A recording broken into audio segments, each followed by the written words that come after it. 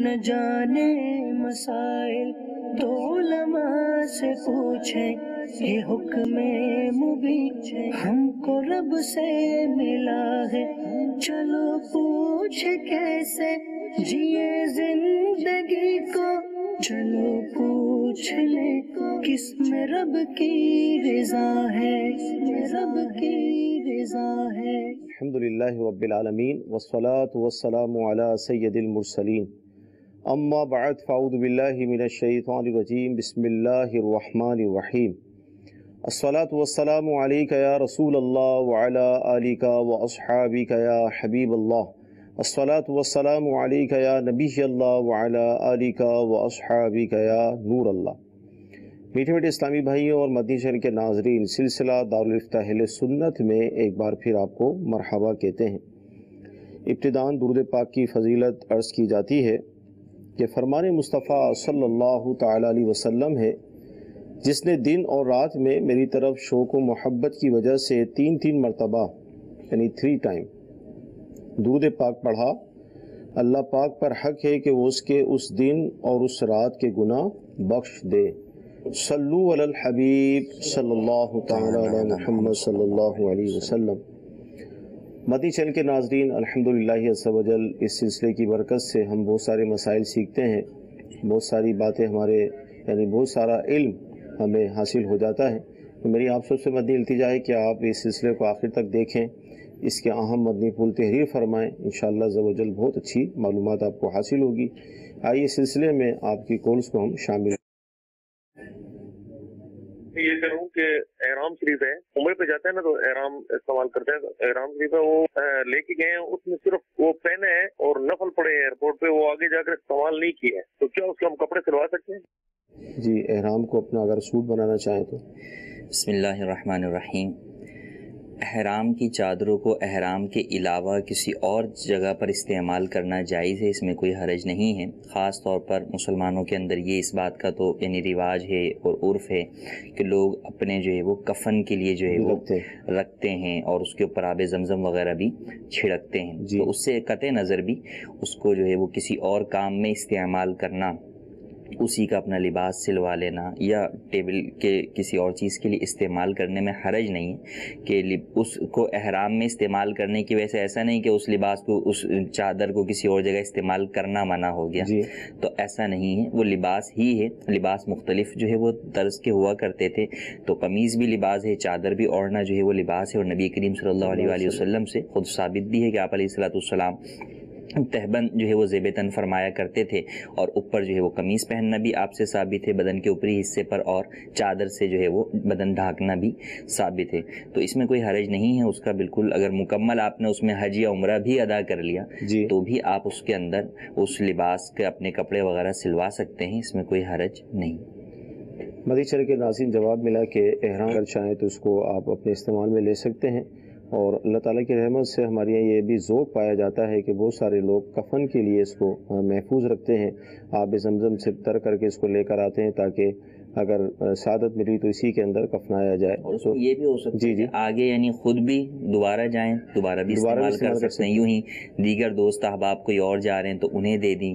ہوتا ہے کہ لوگ جو ہے وہ عمرے پر جانے والے افراد ہیں تو یوں آپ دوسروں کو بھی دے سکتے ہیں، ایسا نہیں ہے کہ ایک مرتبہ جو آپ کا احرام ہو گیا ابھی آپ دوبارہ عمرے میں استعمال نہیں کر سکتے یا کسی کو دے نہیں سکتے، ایسا کوئی پابندی جو ہے وہ ہرگز نہیں۔ اچھا، یہاں پر ہم یہ مدنی مشورہ دے سکتے ہیں کہ جب حاضری ہو تو ظاہر اللہ تعالیٰ کی بارگاہ میں حاضری ہے اور ظاہر مقدر والے ہی جاتے ہیں، تو ہر دفعہ ایک نیا احرام ہم لیں تاکہ ایک بالکل اللہ تبارک و تعالیٰ کی بارگاہ میں حاضری کی نیت سے نیا لباس پہننا یہ بالکل جو ہے وہ مطلوب ہے، مستحسن جو ہے وہ کام ہے، تو اس نیت سے بالکل پہن سکتے ہیں۔ حضرت امام اعظم ابو حنیفہ رحمۃ اللہ تعالیٰ علیہ سے متعلق آتا ہے کہ آپ جب خلوت میں عبادت کیا کرتے تھے تنہائی کے اندر رات کے وقت، تو آپ جو ہے وہ ایک اچھا جو ہے وہ لباس زیب تن جو ہے وہ فرمایا کرتے تھے، اور خود قرآن کریم میں بھی خذوا زینتکم عند کل مسجد کہ زینت کو اختیار کرو مسجد کی طرف آتے ہوئے، نماز کی طرف جو ہے وہ آتے ہوئے۔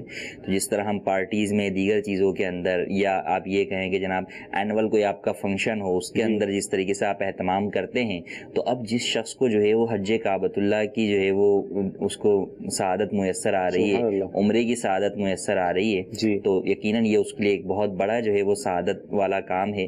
تو اب وہ اگر نیا استعمال کرتا ہے تو بالکل بہت اچھی بات ہے، اور اچھی نیتوں کے ساتھ ثواب کا بھی جو ہے وہ اس کے اوپر مستحق ہوگا۔ ہاں، پرانے کو ضائع نہ کیا جائے، اس کو استعمال میں لایا جائے یا کسی اور کو دے دیا جائے۔ حج کے موقع کے اوپر جو ہے وہ یہ نظر آیا مینا کے خیموں کے، مینا کے واش روم وغیرہ کے اندر، کہ جب لوگ وہاں اتارتے ہیں تو وہ پھر چادریں پھینک دیتے ہیں واش رومز کے اندر، جو ہے وہ یہ احرام کی چادریں جو ہے وہ پھینک دیتے ہیں۔ تو یوں ان کو ضائع کرنا یہ ہرگز جائز نہیں ہے، کہ اسراف ہے اور اسراف حرام ہے۔ اور پھر اس میں تو ایک پہلو یہ بھی کہ ایک تو ہے کہ ایک کوئی بندہ ایکسٹرا چیز جو ہے وہ پھینک دیتا ہے، یعنی اسراف سے قطع نظر، یہ تو وہ چادر یا وہ عبادت، وہ چیز ہے جس میں آپ نے حج جیسا اہم فریضہ ادا کیا، تو اس کو تو ایک برکت بھی جو ہے وہ ان خاص گھڑیوں سے، ان خاص مقامات سے حاصل ہو گئی، تو اس کو تو ویسے بھی نہیں پھینکنا چاہیے، یعنی قطع نظر اسراف کے، ویسے بھی جو ہے وہ اس کا ایک اپنا جو ہے وہ احترام جو ہے وہ ہونا چاہیے۔ تو ان کو محفوظ رکھا جائے، کسی دوسرے کو دے دیا جائے، وہاں پر بہت سارے حجاج ہوتے ہیں تو انہیں دے دیا جائے، یا کوئی ایسے ادارے یا افراد ہیں کہ جو آنے والوں کو جو ہے فیسیلیٹیٹ کرتے ہیں، انہیں چیزیں دیتے ہیں تو انہیں دے دیں، بہرحال ضائع ہرگز نہ کیا جائے۔ جی اگلی کال لیں گے۔ گھر میں 2 بیٹے ہیں، ایک بیٹا لادا ہے، ایک دادا ہے، کہ والد بھی ساتھ ہیں، لیکن والد غریب ہیں، ایسے قربانی نہیں ادا کر سکتے، لیکن دونوں بیٹے ملا کے اور والد ملا کے پیسے قربانی والد کے نام کر سکتے۔ کیا فرماتے ہیں؟ پورے گھر کی طرف سے، پورے گھر کی طرف سے ایک قربانی کا بھی جو ہے وہ ایک کانسیپٹ ہوتا ہے، اور دوسرا یہ کہ والدین کی طرف سے اولاد دینا چاہتی ہے قربانی، کہ بھئی ٹھیک ہے والد صاحب تو صاحب حیثیت نہیں ہے، اب دونوں بیٹے بھی صاحب حیثیت نہیں ہیں، یا ہوتے بھی ہیں تو وہ یہ چاہتے ہیں کہ بھئی اپنی طرف سے دینے کے بجائے والد صاحب کی طرف سے دے دیتے ہیں۔ تو دیکھیں، سب سے پہلے تو کہ جس پر قربانی واجب ہے صاحب نصاب ہونے کے اعتبار سے اور دیگر شرائط قربانی پائے جانے کے اعتبار سے، اس پر سب سے پہلے اپنی قربانی کی ادائیگی لازم ہے۔ ٹھیک، حتیٰ کہ اس کے اوپر لازم ہے وہ اپنے باپ کی طرف سے ادا کرتا ہے، اپنی ادا نہیں کرتا، تو بہرحال یہ اپنی ادا نہ کرنے کی وجہ سے گناہ گار ہوگا۔ بیوی پر لازم ہے تو وہ اپنی طرف سے جو ہے وہ ادا کرے گی۔ اب اگر شوہر پر لازم ہے اور بیوی پر بھی لازم ہے، اور شوہر جو ہے وہ اپنی ادا نہیں کرتا، بیوی کی طرف سے ادا کرتا ہے، تو بیوی کی طرف سے تو ادا ہو جائے گی، لیکن بہرحال اپنی اس کی ادا نہیں ہوگی تو اس کے اعتبار سے اس کی پکڑ بھی ہوگی اور یہ گناہ گار بھی ہوگا۔ تو اب اگر والدین کی طرف سے دینا چاہتے ہیں، اور یہ ہر چیز کے اندر ہے، زکوٰۃ ہو، حج ہو، کوئی بھی چیز ہے، تو جس پر جو چیز پہلے لازم ہے وہ اس پر اپنے اعتبار سے تو اس کی ادائیگی پہلے ہی لازم ہوگی۔ پھر اللہ نے اس کو صاحب استطاعت جو ہے بنایا ہے، صاحب حیثیت ہے، تو ٹھیک ہے اپنے والدین کی طرف سے بھی نفلی قربانی ادا کر دے، لیکن اپنی چھوڑ کر ان کی طرف سے ادا کرتا ہے تو ایسا کرنا اس کے لیے جائز نہیں ہوگا، یہ گناہ گار ہوگا۔ تو والدین اگر صاحب نصاب ہیں تو ان پر اپنی قربانی لازم ہے، وہ خود اپنی ادا کریں، یا اگر ان کی اولاد میں سے کوئی ان کی اجازت سے ان کی طرف سے قربانی ادا کرتا ہے تو بھی قربانی ادا ہو جائے گی۔ لیکن یہ جو اس طریقے کا ہوتا ہے کہ بھئی پہلی قربانی والد کی طرف سے کرتے ہیں، پھر والدہ کی طرف سے کر دیں گے 1 سال، یہ بھی ایک کانسیپٹ پایا جاتا ہے۔ تو جب خود اس شخص پر قربانی واجب ہے تو وہ اپنے طرف سے ہی ادا کریں۔ ہاں، اس قربانی کا ثواب اپنے والدین کو ایصال کر دے، چاہے والدین زندہ ہوں یا انتقال کر چکے، دونوں صورتوں کے اندر انہیں ایصال ثواب، قربانی کا ثواب کیا جا سکتا ہے، تو یہ صورت اختیار کی جائے۔ اور اگر یوں ہو کہ جناب سبھی صاحب نصاب ہیں اور سب کی طرف سے ایک ہی جانور جو ہے وہ قربان کر دیں، تو وہ کسی کی طرف سے بھی قربان نہیں ہوگا، کہ چھوٹا جانور ہے تو وہ ایک ہی شخص کی طرف سے قربان ہو سکتا ہے۔ ہاں، بڑا جانور ہے تو اس میں 7 جو ہے وہ افراد شریک ہو سکتے ہیں، تو ان باتوں کا خیال رکھنا ضروری ہے۔ تو فقط ایک بکرا یوں سمجھ کے پورے گھر کی طرف سے قربان کر دیا تو کسی کی طرف سے بھی قربانی نہیں ہوئی، تو ان چیزوں کا پیش نظر رکھنا ضروری ہے۔ مدنی چل کے ناظرین، کیونکہ حج کا پربہار موسم ہے، تو انشاءاللہ عز و جل ہم نیت کرتے ہیں کہ جب قربانی کے ایام قریب آئیں گے تو خاص اس موضوع پر بھی انشاءاللہ سلسلہ کریں گے، تاکہ جب موضوع خاص ہوگا تو اس حوالے سے کال سے SMS شامل سلسلہ ہوں گے، تو اچھی معلومات اس موضوع سے متعلق ہمیں حاصل ہوگی۔ لیکن ضمناً جو کالس یا SMS آ رہے ہیں قربانی کے حوالے سے، الحمدللہ ان کو ہم شامل کر رہے ہیں۔ جی اگلی کال لیں گے۔ کیا نکاح اور ولیمہ ایک ساتھ کیا جا سکتا ہے؟ نکاح اور ولیمہ ایک ساتھ نہیں کیا جا سکتا، کہ ولیمے کی جو سنت ہے، سنت ولیمہ کی ادائیگی ہے، وہ شب زفاف کے بعد ہوتی ہے۔ تو راجح قول کے مطابق یہی ہے کہ شب زفاف کے بعد ولیمہ ہوگا، تو یوں نکاح اور ولیمے میں جو ہے وہ گیپ جو ہے وہ آ جائے گا، تو سنت ولیمہ کی ادائیگی شب زفاف کے بعد ہی ممکن ہو سکے۔ ٹھیک ہے جی، اگلی کال۔ میرا مفتیان کرام سے یہ سوال ہے کہ اگر ایک گھر سے 3 افراد ربیع النور شریف میں عمرے پہ جا رہے ہوں اور رقم کا مالک ایک ہی ہو، اب وہ عمرہ کریں یا حج؟ کیا فرماتے ہیں جی؟ دیکھیں، عمرہ کریں یا حج، ربیع الاول یا کوئی بھی آپ مہینہ لے لیں، دار و مدار اس بات پر ہوگا کہ اس شخص کے پاس اتنا مال ان مہینوں میں ہے کہ جن مہینوں میں اس کے ملک سے یا اس کے شہر سے حج کے فارم بھرے جاتے ہوں یا حج پر جانا اس کے لیے ممکن ہو۔ اگر ان ایام کے اندر اس کے پاس اتنا مال موجود ہے تو اس کے اوپر حج فرض ہو جائے گا۔ اب اگر یہ ربیع الاول میں کسی جگہ پر بھرے جاتے ہیں، ویسے عموماً ہمارے ہاں ہمارے ملک پاکستان میں رجب المرجب یا اس سے پہلے جمادی الثانی کے اندر جو ہے وہ سلسلہ ہوتا ہے، فارم وغیرہ بھرے، یعنی ابتدا اس سے پہلے نہیں ہوتی حج کے فارم کی ان ایام میں۔ تو اب ان ایام میں اگر کسی کے پاس اتنا مال ہے تو اب اس کے اوپر حج فرض ہے، جبکہ اس نے پہلے حج جو ہے وہ نہیں کیا ہوا، تو اب اس کا حج کو چھوڑ کر عمرے کی طرف جانا، حج کو چھوڑنا، اس کی ہرگز اجازت نہیں ہوگی۔ اس کو یہی کہا جائے گا کہ اپنا حج فرض ادا کریں، کیونکہ یہ اس کے اوپر لازم ہے، عمرہ اس کے اوپر لازم نہیں ہے۔ اور اگر ایسا نہیں ہے، مثال کے طور پر ہم اپنے ملک پاکستان کے اعتبار سے ہی لے لیں کہ بھئی اتنا مال ہے لیکن ابھی وہ ایام ہی نہیں آئے، پچھلے سال اس کے پاس اتنا مال نہیں تھا، حج ختم ہونے کے بعد اس کے پاس مال آیا اور فارم جن ایام میں بھرنے ہیں اس سے پہلے ہی عمرے کی طرف جو ہے وہ جانا چاہتا ہے، تو جا تو سکتا ہے، جائز ہے، 3 افراد کو لے کے جا سکتا ہے، اس کے اوپر حج ابھی فرض نہیں۔ یہ نہیں کہا جائے گا کہ نہیں اپنا مال یہ روک کر رکھے ان ایام تک اور حج پر جائے، نہیں، ابھی اس کے اوپر وجوب حج کا حکم نہیں ہے، تو یوں عمرے پر جا سکتا ہے۔ ہاں، بہتر کی بات کریں کہ کیا بہتر ہے کہ عمرے پر وہ 3 افراد کو لے کر چلے جائے یا حج پر جائے، تو حج بہرحال اسلام کا ایک اہم ترین رکن ہے، 5واں رکن ہے، اور زندگی میں ایک مرتبہ فرض ہوتا ہے۔ حج کی اپنی فضیلتیں ہیں کہ حج کی بدولت انسان جو ہے وہ گویا کہ فرمایا کہ حج جب بندہ حج فرض ادا کر لیتا ہے تو ایک ارکان اسلام کے اعتبار سے ایمان کی جو ہے وہ کاملیت جو ہے وہ ہو جاتی ہے، اور پھر پچھلے سارے گناہوں کو جو ہے وہ حج مقبول مٹانے والا ہوتا ہے۔ تو اس اعتبار سے ضرور بہتر یہ ہے کہ حج فرض اس شخص کے پاس مال ہے، صاحب استطاعت ہے، جا سکتا ہے، تو یہ عمرے پر جانے کے بجائے انتظار کرے، 3 افراد کو عمرے پر لے آنے کے بجائے یہ خود ہی جو ہے وہ حج فرض کی ادائیگی کے لیے آگے چلا جائے۔ اچھا مفتی صاحب، کیا ارشاد فرمائیں گے؟ ہم دیکھتے بھی ہیں، ظاہر ہم اس معاشرے میں رہتے ہیں، ایک تعداد ہے کہ ہم دیکھتے ہیں کہ ان پر حج فرض ہے، یعنی جو ان کا کاروبار دیگر معاملات، لیکن ان کی طبیعت میں ہم ذوق نہیں پاتے کہ وہ حج کی کوشش کریں۔ کیا فرمائیں گے؟ حج فرض ہے، آدمی نہیں جا رہا، کوشش نہیں کر رہا، حج جس پر فرض ہے اور حج نہ کرے، وعید اس کی سنے نا بندہ تو اسی سے ڈر ہے کہ نبی کریم صلی اللہ علیہ وسلم نے فرمایا کہ چاہے یہودی ہو کر مرے چاہے نصرانی ہو کر مرے، یعنی کس قدر سخت وعید ہے، کس کی زبان مبارک سے، رحمت للعالمین صلی اللہ علیہ وسلم کی، یعنی حضور رحمت بن کر آئے ہیں، لیکن فرما رہے ہیں کہ جو حج نہ کرے تو وہ چاہے یہودی ہو کر مرے چاہے نصرانی ہو کر مرے، مجھے اس کی پرواہ نہیں۔ تو اب اس بات سے اندازہ لگایا جائے کہ حج فرض کی اہمیت کتنی ہے، اور پھر یہی تو یعنی آپ یہ دیکھیں کہ ایک تو ہے بنیادی جو ارکان اسلام ہیں ان میں کلمہ شہادت کہ آپ ایمان لے آئے، اس کے بعد زندگی میں اگر کوئی چیز لازم ہوتی ہے وہ حج ہے، کہ ایک ہی مرتبہ لازم ہوتی ہے، زکوٰۃ ہے تو وہ آپ پر سال میں صاحب استطاعت میں روزہ ہر سال جو ہے وہ لازم ہے، نماز تو 5 دن میں 5 مرتبہ فرض ہے، لیکن حج ایک ایسا ہے کہ زندگی میں ایک مرتبہ جو ہے وہ ہوتا ہے۔ اور پھر فقط یہی نہیں، یعنی یہ بھی چیز ہے، رکن اسلام بھی ہے، گناہوں کو مٹانے والا ہے، پھر بندے کو لے کر کہاں جا رہا ہے کہ بندہ رب کی بارگاہ میں جو ہے وہ جانا چاہتا ہے، یہاں رب اپنے گھر کی طرف جو ہے وہ بلا رہا ہے،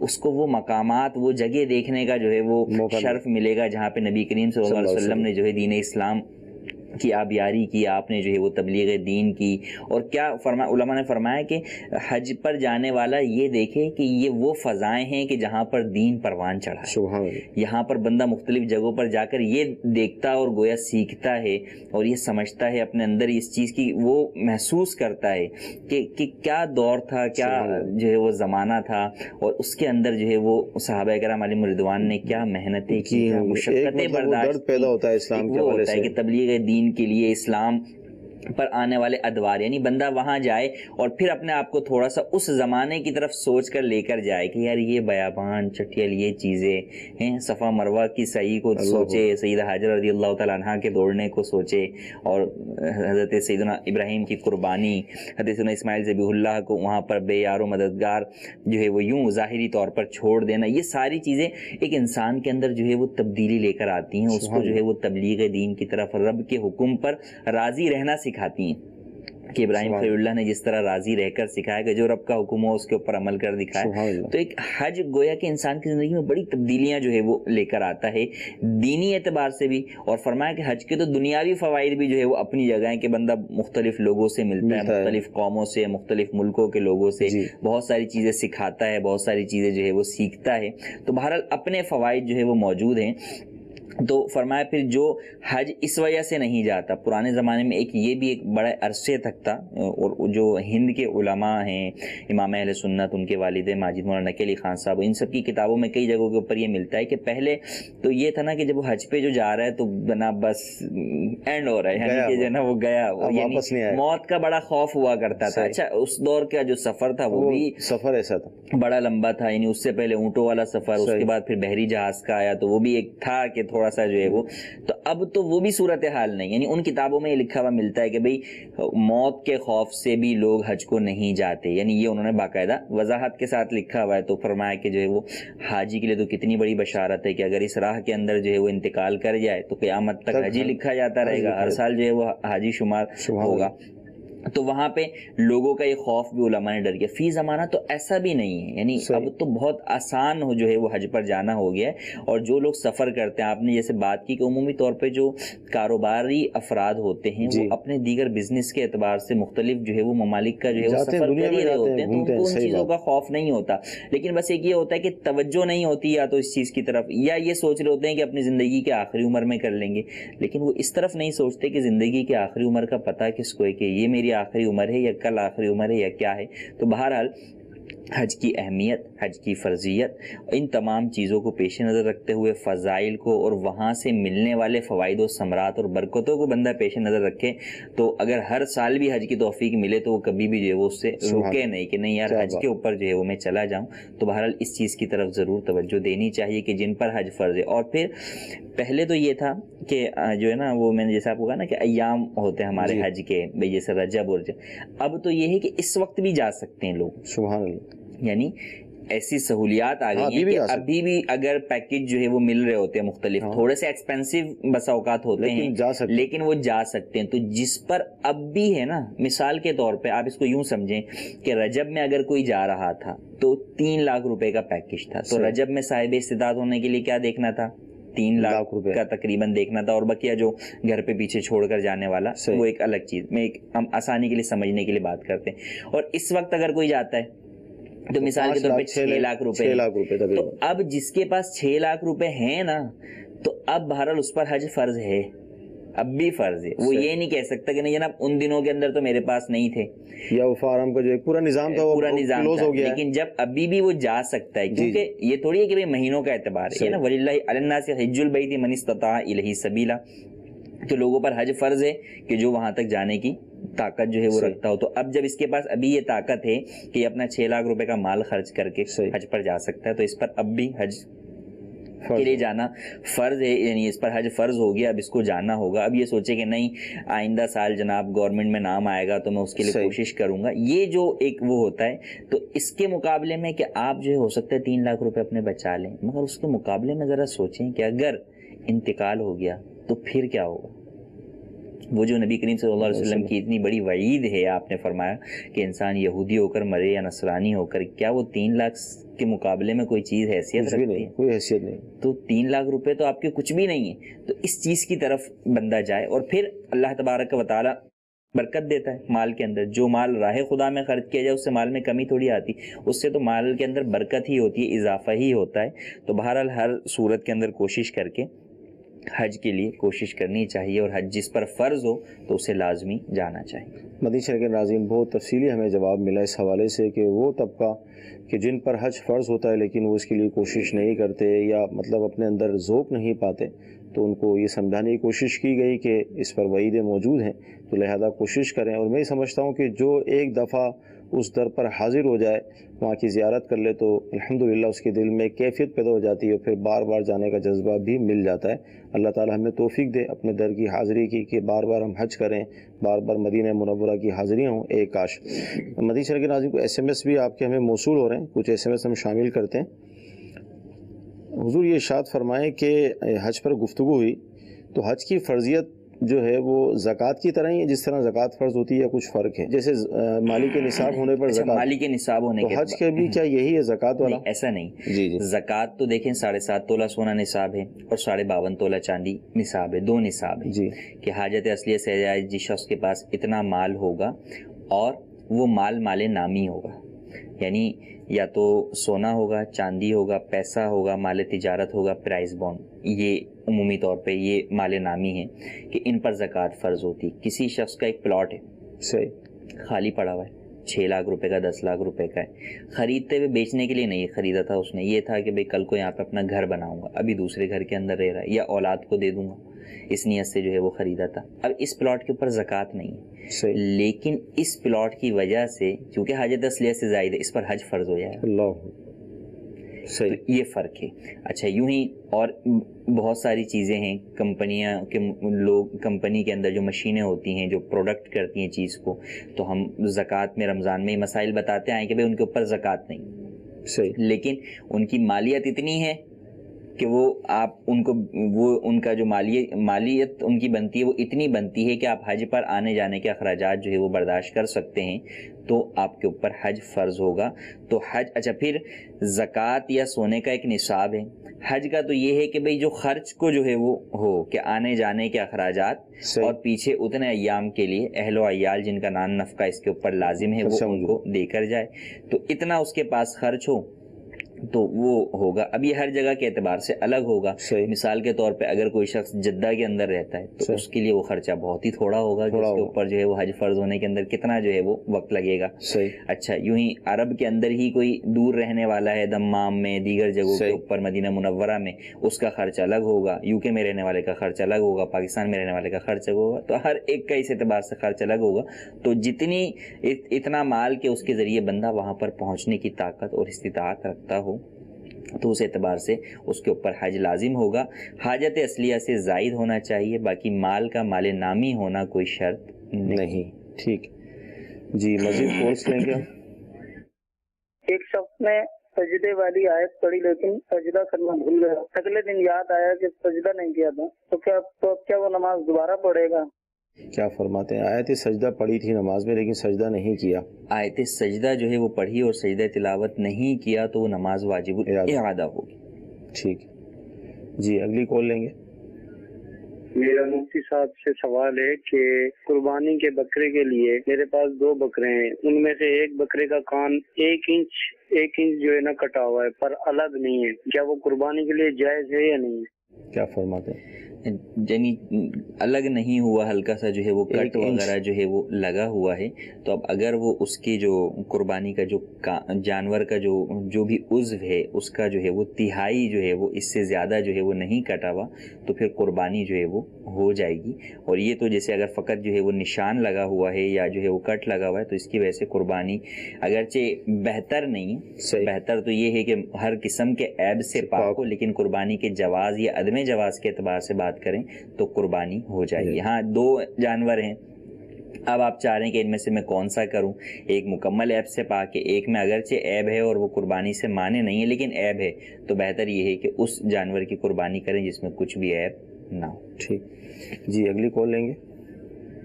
مفتی صاحب سے یہ سوال ہے کہ ہم پاکستان سے حج کرنے اگر جا رہے ہیں، وہاں پر جو حج کی قربانی ہوتی ہے تو کیا جو ہماری عید الاضحیٰ کی قربانی واجب قربانی ہوتی ہے وہ بھی ہم ادا کرنا ہوگی، یا جو حج کی قربانی اسی میں ایک ہی قربانی میں دونوں قربانیاں ادا ہو جائیں گی؟ قربانی ازاری دونوں ایک سوال. جی. حج پہ جب جاتے ہیں تو حج کی جو اقسام ہیں، حج افراد، حج تمتع، حج قران. حج افراد والے کے لیے قربانی کرنا مستحب ہوتا ہے، جبکہ حج قران اور تمتع والے کے لیے قربانی کرنا واجب ہوتا ہے. وہ حج کی قربانی ہوتی ہے، اس کو دم شکر کہا جاتا ہے، اور وہ حاجی کے اوپر لازم ہوتی ہے جو حج قران کی نیت سے گیا یا تمتع کی نیت سے. اس قربانی کے وجوب کے لیے، حج کی قربانی کے وجوب کے لیے یہ لازم نہیں ہے کہ یہ شخص صاحب استطاعت ہو یا نہ ہو، اس کا اس سے دار و مدار نہیں، مقیم یا مسافر ہونے سے بھی اس کا تعلق نہیں، تو یہ تو قربانی اس کے اوپر لازم ہے۔ اب اگر یہ شخص مقیم ہے صحیح اور صاحب استطاعت بھی ہے تو اس کے اوپر سالانہ قربانی جو عید الاضحیٰ والی لازم آتی ہے وہ بھی لازم ہوگی، اور اس کے لیے اس کو علیحدہ سے جانور قربان کرنا ہوگا۔ اسی قربانی میں، حج والی قربانی میں یہ نیت نہیں کر سکتا، تو اب یہ وہاں پر جو ہے وہ یا تو وہاں پر قربان کروائے یا اپنے ملک میں کروائے۔ حج والی قربانی کا تو حدود حرم میں ذبح ہونا ضروری ہے، جبکہ سالانہ قربانی جو اس پر لازم ہے یہ اس کے اپنے ملک کے اندر بھی ذبح ہو سکتی ہے۔ ہاں شرط یہ ہے کہ اس وقت ذبح ہو جبکہ وہاں بھی، عرب کے اندر بھی قربانی کا وقت موجود ہو اور اپنے ملک میں بھی قربانی کا وقت موجود ہو، دونوں اعتبار سے وقت اپنی جگہ پر موجود ہو، تو اس وقت اس کی قربانی ذبح کی جائے۔ بسا اوقات اس میں کافی جو ہے وہ لوگ غفلت ہوتی ہے یا توجہ نہیں ہوتی کہ صاحب حیثیت لوگ ہوتے ہیں ان پر قربانی واجب ہوتی ہے لیکن وہ سالانہ قربانی نہیں کرتے۔ صحیح۔ اب ایک تو شرط صاحب استطاعت ہونا ہے، دوسری شرط ہے قربانی کے لیے مقیم ہونا، کہ مقیم پر قربانی واجب ہے، مسافر پر واجب نہیں ہے۔ جو شخص مکۃ المکرمہ میں اتنے دن پہلے پہنچ گیا کہ اسے پتہ ہے کہ مینا عرفات کی طرف جب نکلنا ہے 7 ذو الحجہ کو، تو اس سے پہلے اس کے 15 دن مکے میں ہو گئے ہیں تو وہ مقیم ہو گیا، تو اب وہ مینا عرفات مزدلفہ کے اندر بھی مقیم ہوگا، تو اب صاحب حیثیت ہے تو اس پر قربانی واجب ہے۔ دوسری صورت یہ ہے کہ یہ مکے میں تو پہنچا لیٹ، مثلا یکم ذو الحجہ کو پہنچا، اب یہ مقیم تو نہیں ہے، یہ مسافر ہے، لیکن 12 ذو الحجہ کو یہ شخص غروب آفتاب سے پہلے نکل جاتا ہے مینا سے مکۃ المکرمہ کی طرف، اور اب اس کا آگے مکۃ المکرمہ کے اندر 15 دن یا اس سے زیادہ رہنے کا ارادہ ہے جی، اب یہ مقیم ہو گیا، اب اس کے اوپر قربانی واجب ہے۔ یہ وہ پوائنٹ ہے کہ اس میں لوگوں کی جو ہے وہ توجہ نہیں ہوتی، تیسرے دن کنکری مار کر جو ہے وہ جلدی وہ مکۃ المکرمہ آنے کی طرف تو کرتے ہیں جی، لیکن اگر وہ صاحب استطاعت بھی ہیں اور آگے 15 دن مزید رہنے کا ان کا ارادہ ہے تو ان پر قربانی واجب ہوگی۔ اب وہ وقت بھی اتنا جو ہے وہ مختصر ہوتا ہے کہ اب آپ سمجھیں کہ فارغ ہو کے لوگ شاید اثر میں زیادہ سے زیادہ جو ہے وہ پہنچیں گے، اس سے پہلے جو ہے وہ کیا جو ہے وہ پہنچیں گے، تو اب اس میں قربانی کروانا تو یہ اسی وقت ہو سکے گا جس کو پتہ ہو اور وہ باقاعدہ جو ہے وہ پہلے سے اپنے ملک میں یا وہاں پر قربانی کا کوئی ایسا اہتمام کیا ہوا ہو کہ مقیم ہونے کے بعد وہ قربانی کروائے۔ تو بہرحال اس اعتبار سے اپنے جو بھی کاروان یا ٹورز آپریٹرز کے ذریعے جا رہے ہیں، اپنے جو ہے وہ ایام اقامت کے، مسافرت کے، ان سب چیزوں کو پیش نظر رکھتے ہوئے اپنی سالانہ قربانی کو پیش نظر رکھا جائے تاکہ وہ درست طریقے سے ادا ہو سکے۔ ٹھیک ہے۔ اچھا، قربانی کے حوالے سے SMS یہ ہے کہ 3 یا 4 بھائی اپنی ماہانہ جو ان کی انکم ہوتی ہے وہ اپنے والد صاحب کو دیتے ہیں، اور والد صاحب جو ہے مکان بنانے کے لیے اس رقم کو جمع کر رہے ہیں، تو اب قربانی کس پر واجب ہوگی؟ شہباز اتاری ہیں۔ اب والد کو جو دے رہے ہیں اگر تو بطور ملکیت دے رہے ہیں کہ بھئی والد مالک ہیں، ہمارا اس سے کوئی تعلق نہیں ہے، ٹھیک ہے، تو ایسی صورت میں والد پر قربانی واجب ہوگی۔ اور اگر والد کو مکان بنانے کے لیے دے رہے ہیں، مالک نہیں بنا رہے بلکہ جو ہے وہ ایک جگہ پر جمع کرنے کے طور پہ والد صاحب کے پاس جو ہے وہ جمع کروا رہے ہیں، تو اس اعتبار سے جس بھائی کی ملکیت میں نصاب کی مقدار مال موجود ہوگا اس کے اوپر علیحدہ علیحدہ قربانی واجب ہوگی۔ اب وہ چاہے فقط وہی مال ہو جو والد صاحب کے پاس جمع کرایا وہی نصاب کو پہنچتا ہو، یا کچھ وہ ہے اور کچھ اس کے پاس اور اپنا ذاتی ہے، ان دونوں کو پلس کریں تو بھی جو ہے وہ نصاب کی مقدار کو پہنچ جاتا ہے تو قربانی واجب ہوگی۔ تو اب ہر فرد کی علیحدہ اپنی جو ہے وہ مالیت دیکھی جائے گی، ملکیت دیکھی جائے گی۔ جی، مزید کورس لیں گے ہم سلسلے میں؟ جو گھر جس میں ہم رہ رہے ہوتے ہیں اس کے علاوہ کوئی والد صاحب کی جائیداد وغیرہ نہیں ہوتی، تو کیا اس کو بھی وراثت میں تقسیم کرنا چاہیے یا باقی جو مال متاع ہے صرف اس کو ہی تقسیم کرنا چاہیے؟ جی، کیا فرماتے ہیں اپنے گھر کو جس ترکے میں جو بھی یعنی جو کچھ بھی مرحوم کی میت کی ملکیت تھا وہ تمام ترکے میں شمار ہوتا ہے، صحیح، حتیٰ کہ والد کے پہنے ہوئے یا جو بھی میت ہے اس کے کپڑے ہیں یا اس کا ساز و سامان ہے، کچھ بھی ہے، سب ترکے میں شمار ہوتا ہے۔ تو جس گھر میں رہ رہے ہیں وہ بھی ترکے میں ہی شمار ہوتا ہے، اس میں بھی وراثت تقسیم ہوتی ہے اور اس میں بھی وراثت تقسیم ہوگی، ہر ایک کو اس میں سے بھی حصہ ملے گا۔ اور یعنی زیادہ تر یہی ہوتا ہے، ہر ایک کا تو ایسا نہیں ہوتا کہ اس کے جو ہے وہ 10-12 پلاٹ ہوں یا اور زیادہ ہو. بہت سارے افراد وہ ہوتے ہیں کہ ان کا کل اثاثہ ان کا وہی گھر ہوتا ہے جس کے اندر وہ جو ان کی ملکیت ہوتا ہے. جب اس کے بعد میں اولادیں رہ رہی ہوتی ہیں تو باہمی رضامندی سے جو ہے وہ آپس میں اس کے اندر رہ رہے ہیں تو ٹھیک ہے، لیکن بہرحال تقسیم کے مطالبے کا حق جو ہے وہ باقی ہے، اور وہ مکان بھی جس میں رہائش پذیر ہیں اس کے بھی تقسیم کرنے کا حق اپنی جگہ باقی ہے. اس میں بسا اوقات 2-4 پہلو کو پیش نظر جو ہے وہ رکھا جا سکتا ہے. ایک تو یہ کہ جیسے والدہ رہ رہی ہوتی ہیں، والدہ تقسیم کرنے نہیں دیتی کہ بھئی تقسیم ہو جائے گا تو میں جو ہے وہ کہاں جاؤں گی، یا بہنیں غیر شادی شدہ ہوتی ہیں ان کی وجہ سے تقسیم نہیں ہوتا. تو یہ اپنی جگہ پہلو ہیں کہ آپس میں ایک دوسرے کے ساتھ خیال کرتے ہوئے اس بات کو پیش نظر رکھنا چاہیے کہ ٹھیک ہے اگر پیچھے گھرانہ جو ہے وہ بسا ہوا ہے، ایک شخص الگ ہو کر رہ رہا ہے یا وہ پہلے سے ہی جو ہے وہ الگ رہ رہا ہے، تو وہ بلا وجہ تقسیم کا مطالبہ نہ کرے کہ اپنے دیگر اہل و عیال کے اوپر نرمی والا جو ہے وہ سلوک اختیار کرے اور ان کے لیے آسانی کی راہیں جو ہے وہ پیدا کرے. لیکن بہرحال بس اوقات دوسری پوزیشن بھی ہوتی ہے کہ باہر والا جو ہے وہ پریشانی کے اندر موجود ہے، اگر اسے حصہ مل جائے تو اس کے لیے آسانی ہو جائے گی. تو دونوں طرف سے افراد کو ایک دوسرے کا خیال کرتے ہوئے ان چیزوں کی تقسیم پر بات کرنی چاہیے. تقسیم کے پھر اپنے احکام ہیں کہ تقسیم کس کے کہنے پر کی جائے گی اور کس طریقے سے جو ہے وہ کی جائے گی. تو اس کے لیے جو بھی مسئلہ ہو تو دارالفتاء اہل سنت کے اندر بالمشافہ رابطہ کر کے پہلے تو وراثت کا فتویٰ لے لیں کہ بھئی کس کا کتنا پارٹ ہے، کس کا کتنا جو ہے وہ حصہ بنتا ہے، اور پھر اس کے بعد آگے تقسیم کے معاملات کو دیکھا جائے. مدنی چینل کے ناظرین، ہمارے سلسلے میں طلبہ کرام بھی حاضر ہوتے ہیں. آئیے دیکھتے ہیں کہ یہ مفتی صاحب سے کیا سوال کر رہے ہیں. السلام علیکم ورحمۃ اللہ وبرکاتہ. وعلیکم السلام ورحمۃ اللہ وبرکاتہ. مفتی صاحب سے سوال ہے کہ توبہ کی امید پر گناہ کرنا کیسا ہے؟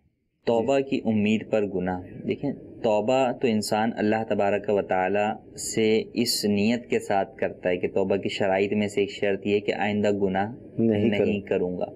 تو اب گناہ کرتے ہوئے یہ امید رکھنا کہ میں توبہ کر لوں گا، تو فرمایا کہ اسے تو رب سے ٹھٹا کرنے کے جو ہے وہ برابر جو ہے وہ قرار دیا گیا. اور توبہ کی امید پر گناہ کرنے کو علماء نے کفر بھی جو ہے وہ بیان کیا. تو ایسا کرنا ہرگز جائز نہیں ہے کہ یہ تو گویا کہ چوری سینہ زوری والی بات ہو گئی نا کہ ٹھیک ہے میں تمہیں تھپڑ مار دیتا ہوں بعد میں معافی مانگ لوں گا. صحیح، یہ والا جو ہے وہ انداز ہو گیا. تو ایسا کرنا ہرگز درست نہیں ہے. ایک یہ ہے کہ گناہ بندے سے ہو گیا اور اب یہ ہے کہ نہیں یار میں توبہ جو ہے وہ کروں گا. یہ اوورال یہ ہے کہ بھئی جب بھی گناہ ہوگا تو میں توبہ کر لوں گا. کبھی بھی گناہ اگر مجھ سے ہو جاتا ہے، چاہے قصدن ہو چاہے بلا قصد ہو، تو میں توبہ کر لوں گا. اور ایک یہ ہے کہ یار آج گناہ کر لیتا ہوں کل توبہ کر ہی لوں گا. تو یہ کرنا ہرگز جو ہے وہ درست نہیں ہے. تو اس سے بچنا ضروری ہے کہ بہرحال انسان جب بھی توبہ کرے یہی ہو کہ آئندہ اس گناہ کو ہرگز نہیں کرنا، پختہ ارادہ ہو، اپنے گناہ پر ندامت اور شرمندگی بھی ہو. تو توبہ فارمیلٹی کے طور پر نہ ہو کہ بھئی کل توبہ کر لیں گے، یوں نہ ہو. توبہ تو ہے یہ کہ بندے کو شرمندگی اور ندامت ہو. تو جب یہ گناہ دلیری سے کر رہا ہے تو شرمندگی اور ندامت جو ہے وہ اس کو کہاں. تو ایسا کرنا ہرگز درست. یہاں پر 2 سوال میرے ذہن میں آ رہے ہیں. ایک تو یہ کہ بعض اوقات آدمی یہ سوچتا ہے یار نیکی تو میں کر نہیں پاؤں گا، گناہ ہی ہوگا تو اب توبہ کیوں کروں. ایک تو یہ. اسی طرح بعض لوگ یار داڑھی رکھ کر نیک عمل تو ہوئیں گے، داڑھی کیوں رکھوں. یہ ایک کانسیپٹ پایا جاتا ہے ہمارے معاشرے میں. کیا فرمائیں گے؟ یعنی توبہ سے رکنا ایک الگ چیز ہے جی. یعنی ایک یہ ہے کہ انسان جو ہے وہ گناہ اس لیے کرے کہ توبہ کروں، اس سے تو منع کیا گیا. صحیح ہے. اور ایک یہ ہے کہ انسان توبہ ہی نہ کرے کہ یار گناہ ہی ہوتے رہتے ہیں، میں توبہ کرتا ہوں پھر گناہ جو ہے وہ ہوتے رہتے ہیں. وہاں پہ علماء نے بڑی پیاری بات ارشاد فرمایا کہ اس بات کی کا یقین ہے کہ تم سے دوبارہ گناہ ہوگا، ہو سکتا ہے نہ ہو، تم توبہ کے بعد ہی مر جاؤ. صحیح. تو کم از کم توبہ کی حالت کے اندر تو جو ہے اس دنیا سے جو ہے وہ رخصت ہوگے. اور پھر توبہ کی توفیق یہ رب کی طرف سے. کیا پتا کہ اس مرتبہ وہ توبہ کی توفیق ملے کہ دوبارہ گناہ کی طرف تم بڑھو ہی نہیں. تو انسان رب کی رحمت سے مایوس نہ ہو، رب کی رحمت پر جو ہے وہ امید ہو آدمی کی، اور اس امید کے اوپر ہی توبہ کرے. 1000 بار گناہ ہو تو 1000 بار بھی توبہ کرے. ہاں توبہ سچی کرے، توبہ میں ڈاؤٹ فل نہ ہو کہ نہیں بھئی توبہ تو کر رہا ہوں لیکن کل پھر گناہ کر لوں گا. یہ نہ ہو کہ یہ تو ہوا تو توبہ ہی نہیں ہوئی. تو توبہ اسی نیت کے ساتھ ہو کہ یہ کام آئندہ ہرگز نہیں کرنا. صحیح. اب اس کے بعد ہو جاتا ہے پھر دوبارہ کر لے، پھر ہو جاتا ہے پھر دوبارہ کر لے. تو ایک وقت تو ایسا آئے گا کہ انسان کے اندر یہ بات پیدا ہوگی کہ یار میں اتنی رب سے توبہ کرتا ہوں پھر مجھ سے گناہ ہوتا ہے. پھر اسباب کی طرف بھی غور کرے کہ وہ کون سے اسباب ہیں جو توبہ کے بعد بھی مجھے گناہ کی طرف لے کے جاتے ہیں، تو اس کے لیے کوشش بھی کرے. تو توبہ جو حقیقی معنوں میں سچی توبہ ہے وہ اللہ اور فرمایا کہ توبہ کا سب سے بڑا فائدہ کیا ہے؟ پچھلا گناہ تو معاف ہو گیا نا. سبحان اللہ. اگر آگے کر بھی لیا کسی سے آگے گناہ ہو بھی گیا تو کم از کم یہ تو فائدہ ہوا کہ سچی توبہ اللہ تبارک و تعالیٰ نے وہ نفیس شے بنائی، فرمایا اتنی پیاری چیز ہے کہ پچھلے گناہ کو جو ہے وہ مٹا دیتی ہے، دھو ڈالتی ہے. کہ التائب من الذنب کمن لا ذنب لہ، کہ توبہ گناہ سے توبہ کرنے والا ایسا ہے جیسے اس نے گناہ کیا ہی نہیں. تو سب سے بڑھ کر یہ فائدہ کہ نامہ اعمال سے گناہ تو مٹ جاتا ہے توبہ کے صدقے. مدنی چینل کے ناظرین، توبہ پر استقامت اور جو توبہ کی گئی اس پر آدمی جمع رہے، اس کے لیے ایک اچھے ماحول کی ضرورت پڑتی ہے، ایک اچھی صحبت کی ضرورت پڑتی ہے. اور اللہ تعالیٰ کی رحمت ہے کہ ہم اچھی صحبت سے محروم نہیں ہیں. دعوت اسلامی کا مدنی ماحول آپ کے سامنے ہے کہ لاکھوں نوجوانوں نے اس مدنی ماحول میں آ کر توبہ کی، تائب ہو گئے، آج وہ الحمدللہ نیکیوں بھری زندگی گزار رہے ہیں. تو میری آپ سے مدنی التجا ہے کہ آپ دعوت اسلامی کے مدنی ماحول کو اختیار کیجئے. انشاءاللہ عز و جل توبہ پر استقامت بھی ملے گی، فکر آخرت کا جذبہ بھی ملے گا، اور اپنی موت کی تیاری کی بھی انشاءاللہ توفیق نصیب ہوگی. توبہ کا اگر واقعی حقیقی جذبہ ہے اور یہ سوچ بن رہی ہے تو الحمدللہ آپ کو دعوت پیش کی جا رہی ہے. دعوت اسلامی کے مدنی ماحول کی طرف آپ آئیں تو انشاءاللہ آپ دیکھیں گے اور آپ کو مزید استقامت ملے گی جب آپ مدنی ماحول دیکھیں گے. اور توبہ کے حوالے سے مفتی صاحب نے ہمیں جواب ارشاد فرمایا.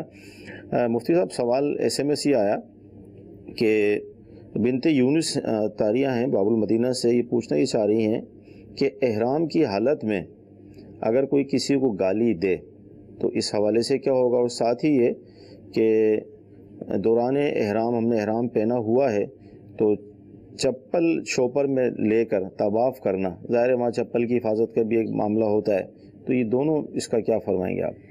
دیکھیں، حج کے بارے میں تو یہ فرمایا فلا رفث ولا فسوق ولا جدال فی الحج، کہ حج میں حالت احرام کے اندر بری بات کرنا، گالی دینا یہ ناجائز، یعنی عام حالت کے اندر بھی، بلکہ فحش گفتگو کرنا وہ بھی حرام ہے. تو حالت احرام میں تو اور زیادہ بڑھ کر حرام ہے کہ احرام کے محرمات میں سے ہیں. ایک ہے کہ ویسے حرام، اور ایک ہے وہ بہت ساری وہ چیزیں جو کہ عام حالت میں تو جائز ہوتی ہیں لیکن حالت احرام میں وہ بھی جو ہے وہ حرام ہو جاتی ہیں. تو یہ گالی دینا تو یوں جو ہے وہ حرام اور کبیرہ گناہ ہے تو حالت احرام میں. اور پھر اگر خدا نخواستہ اس مبارک زمین پر حرم مکرم کے اندر تو وہاں تو ایک گناہ 1,00,000 گناہ کے برابر، تو اس شخص کے اوپر لازم ہے کہ توبہ بھی کرے، سامنے والے کا دل دکھا اس سے بھی معافی مانگے. اور جو اس سوال کا دوسرا جز آپ نے کہا کہ چپل لے کر جو ہے وہ طواف کرنا، مسجد کے اندر جو ہے وہ جانا خانہ کعبہ تک کے ارد گرد، تو اگر چپل پاک صاف ہے تو ایسی صورت میں اگر اسے لپیٹ کر جو ہے وہ کسی چیز میں رکھ لیا ہے، بیگ وغیرہ میں، تو طواف کرنا جو ہے وہ اس حالت میں جائز تو ہے جبکہ چپل پاک صاف ہو. البتہ بچنا بہتر ہے کہ مناسب نہیں ہے کہ اس مبارک گھر کے ارد گرد جب آپ طواف کر رہے ہوں تو پھر چپل جو ہے وہ آپ کے ساتھ ہو، تو ایک مناسب نہیں ہے، بچنا چاہیے. لیکن بہرحال چپل کی حفاظت کی خاطر اگر کوئی اور صورت نہیں ہے اور اس چیز پہ اختیار کرتے ہیں اور وہ پاک صاف ہے تو جائز ہے. ویسے یہ بات محسوس کی جاتی ہے کہ جب ہم جیسے ایک آش حرمین طیبین میں حاضری ہوئی، لیکن اپنی مسجدوں کے اندر بھی ہم دیکھتے ہیں کہ اگر نئی چپل ہو یا کوئی اس طرح کا سلسلہ ہو، توجہ ہماری اس طرف چلی جاتی ہے، حالانکہ توجہ ہماری اس طرف ہونی چاہیے اس بارگاہ میں حاضری ہے. ہاں، حالانکہ آپ دیکھیں کہ جو نماز کے جو مکروہات اور دیگر چیزیں اس کے اندر یہ کہ وہ چیز جو کہ نمازی کو اس کے خشوع و خضوع سے ہٹا دے، اس سے بچنا نمازی کے لیے جو ہے وہ مطلوب ہے. اس کا حکم دیا گیا کہ حتیٰ کہ فرمایا کہ مسجد کے نقش و نگار کے اندر جہاں تک نمازی کی جو ہے وہ نگاہیں جاتی ہیں وہاں تک جو ہے وہ نقش و نگار نہ کیا جائے گا، اس کی وجہ سے اس کی نماز کی توجہ اس نقش و نگار کی طرف جائے گی. تو اصل جو روح ہے، عبادت کی روح ہے، وہ تو خشوع و خضوع ہے کہ انسان کا دل جو ہے وہ اس چیز کی طرف مائل ہو. تو ایسی ہر چیز سے اپنے آپ کو بہرحال بچانا چاہیے، وہ چاہے خانہ کعبہ کے طواف میں ہو یا اور دیگر عبادات سے. جی مزید کورس. میں سید راشد ہاشمی واسطین سے بول رہا ہوں. یہ میرا سوال ہے، میں الحمدللہ اللہ پاک نے مجھے حفاظت نصیب فرمائی ہے، حج پہ جا رہا ہوں. مجھے ڈاکٹر نے کمر کے موہرے کے درد کے لیے ایک بیلٹ دی ہے، جو کہ ڈاکٹر نے ایڈوائز کیا ہے کہ اس کو اپنے خالی جسم پہ نہیں पहननी जो कि तकलीफ दे ना हो आपको। तो जब एहराम की हालत में होऊंगा तो क्या मैं उस बेल्ट के नीचे कोई मलमल का कपड़ा लपेट के फिर ये बेल्ट पहन सकता हूँ? डॉक्टर ने ये बेल्ट एडवाइस की है मुझे कि मैं आपको एडवाइस कर रहा हूँ कि आप ये बेल्ट पहने। क्या फरमाते हैं? बेल्ट का पहनना एहराम की हालत में की बुनियाद के ऊपर बेल्ट तो पहन सकते हैं, तो अब जैसे एहराम की चादर के ऊपर से ही बांध लें, यूं भी जो है वो बांध सकते हैं, और अगर बगैर सिला हुआ कपड़ा जो है वो उसमें अंदर रख लेते हैं तो वो भी रख सकते हैं। सही जी। अगली कॉल। पाकिस्तान गुजरात से बोल रहा हूँ। तो मेरा सवाल ये है कि फौत हो जाए उसके नाम की कुर्बानी कर सकते हैं? क्या फरमाते? जी हाँ, मरहूमीन की तरफ से भी कुर्बानी कर सकते हैं, लेकिन अगर आप पर अपनी कुर्बानी वाजिब है तो पहले अपनी कुर्बानी अदा कीजिए और मरहूम के लिए दूसरी कुर्बानी कर लीजिए, या अगर एक ही करना चाहते हैं तो अपनी तरफ से कुर्बानी अदा कर दें और उसका सवाब मरहूम को ईसाल कर दीजिए। अच्छा, ये जैसे इस तरह की जो कॉल्स आती हैं, SMS भी आते हैं, यानी हम ये महसूस करते हैं कि लोग यानी ज़कात के हवाले से, कुर्बानी के हवाले से या उम्रे के हवाले से अपनी फिक्र लोग कम पाते हैं, यानी अपनी ज़ात मरहूमीन के लिए ज़्यादा वो असल में सोच रहे होते हैं कि वो गुजर गए हैं। हाँ। तो उन्हें ज़्यादा जो है वो ज़रूरत है। तो ये भी अपनी जगह है कि बहरहाल मरहूमीन को सवाब की हाजत भी है और वो सवाब के मुंतज़िर भी रहते हैं, और ईसाले सवाब जो है वो ये कुरान और हदीस से साबित है और उलमा का और सदियों से जो है वो मामूलात के अंदर शामिल है और ये चीज़ चली आ रही है। लेकिन वही कि दूसरों की फिक्र के साथ अपने आप को ना भूला जाए, और फिर जो नेक अमल हम करेंगे वो ईसाले सवाब भी तो कर सकते हैं, ईसाले सवाब भी तो सवाब हो जाएगा, बिल्कुल जो है वो किया जा सकता है। तो आप हज अपना करने जा रहे हैं, उम्रा करने जा रहे हैं, उसका सवाब जो है वो आप अपने मरहूम को जो है वो ईसाल कर दें। तो इसमें ये नहीं है कि आप ईसाल कर देंगे तो आपका नहीं हो सकता, या आपका हो गया तो वो ईसाल नहीं हो सकता, ऐसा नहीं है। जो आपने ईसाल कर दिया है, यानी अगर ईसाले सवाब के एतबार से करना है तो अपनी तरफ से आप असल इबादत कीजिए और उसका सवाब जो है वो उन्हें ईसाल कर दीजिए। ठीक जी। अगली कॉल। मैं ये पूछना चाहता हूँ कि हमारे कारोबार में बाज़ लोग आ जाते हैं, ब्लॉक बेचते हैं 30 रुपए अगर उसका रेट है, तो बाज़ लोग आ जाते हैं कि इसका रेट आप 31 या 32 बिल में लिख लें, और वो आगे अपने मालिक या दूसरे लोगों से इसी हिसाब से पैसे वसूल करते हैं, जबकि हमें वो 30 रुपए के हिसाब से अदा करते हैं पैसे। तो क्या ये हमारे लिए जायज़ है या नाजायज़? गलत बिलिंग और फेक इनवाइस जो है वो बनवाई जाती है, और ये बात हर शख्स के ऊपर ही वाज़ेह है कि क्यों फेक इनवाइस बनवा रहे हैं। ये बस औकात फेक इनवाइस नहीं होती, खाली ले लेते हैं आप, खाली बिल जो है वो दे दें, तो अब वो खाली बिल ले रहे हैं, वो अपनी मर्जी से उसमें कुछ भी जो है वो भर के आगे दे देंगे, तो ये गोया कि दुकानदार उनकी गुनाह पर मदद कर रहा है। तो दुकानदार के लिए भी ये हरगिज़ जायज़ नहीं है। अल्लाह तबारक व तआला ने कुरान मजीद में वाज़ेह तौर पर इरशाद फरमाया, वला ताअवनु अलल इस्मि वल उद्वान, के गुनाह और जुल्म और ज़ियादती के काम पर एक दूसरे की मदद ना करो, तो ऐसा हरगिज़ नहीं करना चाहिए। ठीक। अच्छा, कोई इस्लामी बहन अगर सफ़र करें, दौरान सफ़र नमाज का वक्त हो जाए, SMS आया, तो अपने चेहरे को छुपा कर नमाज पढ़ सकती हैं? अव्वलन तो ऐसी जगह तलाश करें कि जहाँ पर चेहरा खोल कर ही वो नमाज अदा कर सकें, कि गैर महरम मर्दों से भी जो है वो आड़ हो जाए और वो नमाज भी अदा करें। और अगर कोई ऐसी जगह मौजूद ना हो पा सके तो फिर ऐसी सूरत में चेहरा छुपा कर भी नमाज पढ़ सकते हैं। ठीक है जी। अगली कॉल लेंगे। मेरा नाम अबरार है, मैं जेलम से बात कर रहा हूँ। नमाज कसर के बारे में मेरा सवाल है कि जब हम सफर में होते हैं तो मगरिब की जो नमाज है उसके जो 3 फर्ज हैं उनको कसर करके कैसे पढ़ना? जज़ाकल्लाह। क्या फरमाते? 3 को क्या करें, आधा करेंगे, क्या करें? 1.5 तो रकात नहीं होती, रकात जो है वो 2 होती हैं। तो कसर फ़कत 3 नमाजों में होती है, ज़ोहर, असर और इशा के। इनके 4 फ़र्ज़ हैं, तो 4 फ़र्ज़ों की जगह आप 2 फ़र्ज़ अदा करते हैं। जबकि फ़जर के 2 हैं तो वो 2 ही पढ़ते हैं, और मगरिब के 3 हैं तो 3 ही पढ़े जाते हैं, तो इसमें कमी नहीं होती। यूं ही इशा के अंदर जो वितर वाजिब हैं 3, वो भी 3 पूरे पढ़े जाते हैं, उनमें कोई कमी नहीं होती। ठीक है जी। अगली कॉल। हमारे ये रस्म रिवाज है कि शादी के बाद जो ननियाल वाले होते हैं, यानी कि नानके जो होते हैं लड़के के, उनको शादी के बाद पूरे खानदान को कपड़े वगैरह दिए जाते हैं, बड़ों को छोटों को। ऐसा करना कैसा फरमाते? रस्म है, मुख्तलिफ रस्म व रिवाज जो है वो होते हैं। शादी से पहले बाज़ जगहों पर भेजे जाते हैं, बाज़ जगह शादी के बाद होते हैं। शादी के बाद जो है वो दावतों के अंदर जो है वो इस तरह का सिलसिला होता है।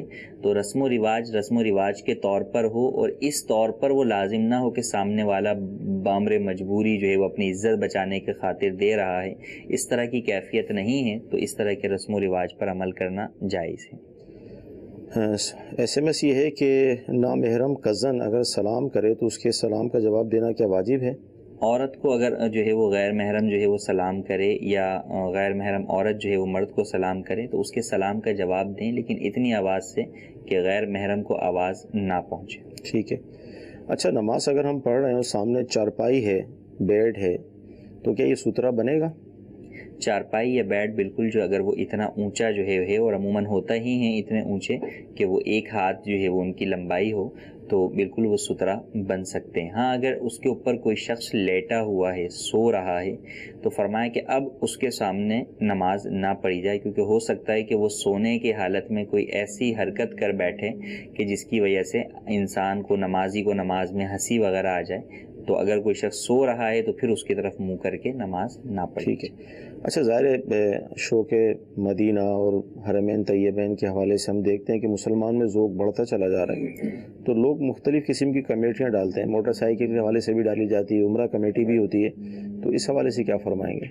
دیکھیے، کمیٹی کا جو ایک سمپل جائز جو کمیٹی کا کانسیپٹ ہے وہ یہ کہ آپ نے جتنے پیسے جمع کروائے اتنے پیسے آپ کو مل گئے، یا تو یوں کہ ٹوٹل جمع کروانے کے بعد یکمشت مل گئے، یا یہ کہ کچھ جمع کروائے اور مل گئے اور بعد میں آپ نے جو باقی ہیں وہ آ کے بھرنے ہیں آپ نے بہرحال۔ یہ ایک سمپل قرض کے کانسیپٹ کے اوپر کمیٹی ڈلتی ہے، تو یہ جائز ہے۔ تو اس میں آپ عمرے کے لیے بھی کمیٹی ڈال سکتے ہیں، حج کے لیے بھی کمیٹی ڈال سکتے ہیں، اس میں کوئی حرج نہیں ہے۔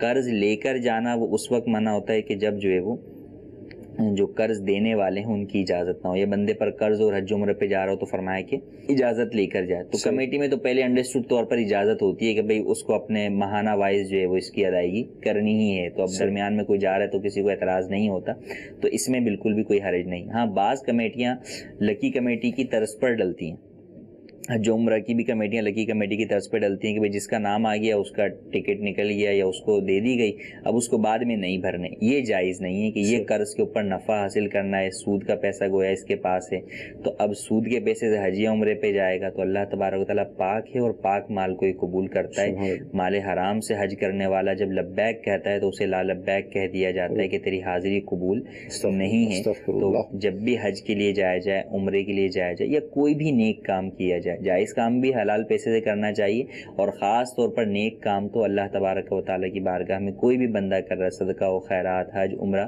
وہ پاک مال سے ہی ہونا چاہیے کہ اللہ تبارک و تعالیٰ پاک مال کو ہی قبول فرمائے۔ سبحان اللہ۔ جی، اگلی کال لیں گے سلسلے میں۔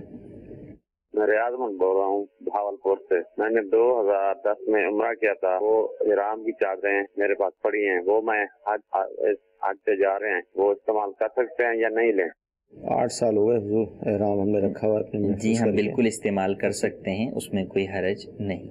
جی، اگلی کال لیں گے۔ دارالفتہ اہل سنت میں میرا سوال عرض ہے کہ ایک شخص قربانی کی نیت سے ایک بکرا خریدتا ہے، لیکن کچھ دنوں کے بعد اس کو سیل کر کے اس سے اچھا اور زیادہ قیمت کا بکرا قربانی ہی کی نیت سے خرید لیتا ہے، تو کیا ایسا کرنا جائز ہوگا؟ کیا فرماتے؟ اگر یہ شخص فقیر تھا، یعنی غنی نہیں تھا، شرعی فقیر تھا، اور اس نے خریدا، تو اس کے اوپر تو لازم ہے کہ یہ یہی جانور اب قربان کرے، اب یہ اس کو تبدیل نہیں کر سکتا۔ اور اگر غنی تھا تو ایسی صورت کے اندر اس سے زیادہ درجے والے کے ساتھ، زیادہ مہنگے کے ساتھ تو کر سکتا ہے، کم والے پہ نہیں کر سکتا، تو اس چیز کو پیش نظر رکھا جائے۔ مدنی چینل کے ناظرین، سلسلہ ہوا، بہت اہم گفتگو ہوئی، بہت سارے مسائل ہمیں سیکھنے کو ملے۔ اللہ تعالیٰ کی بارگاہ میں ہم دعا کرتے ہیں کہ اللہ تعالیٰ ہمارے آج کے سلسلے کو قبول فرمائے، جو ہم نے سنا ہے، جو سیکھا ہے، اس پر عمل کرنے کی توفیق عطا فرمائے۔ آمین۔ صلو علی الحبیب صلی اللہ تعالی علی محمد۔ نہ جانے مسائل تو علماء سے پوچھیں، یہ حکم مبین ہم کو رب سے ملا ہے، چلو پوچھ کیسے جیے زندگی کو، چلو پوچھ لے کس میں رب کی رضا ہے، رب کی رضا ہے۔